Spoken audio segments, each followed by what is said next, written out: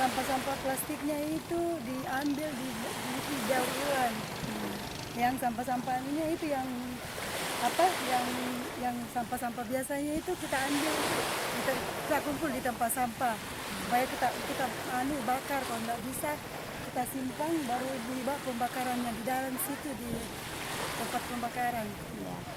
Kalau bakar di Pulau Peninggalan itu kurang lebih 1.300 kakak.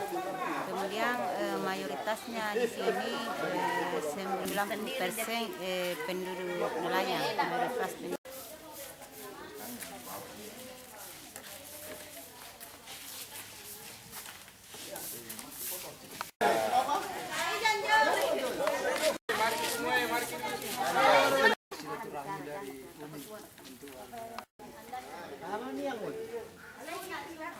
Niat mo.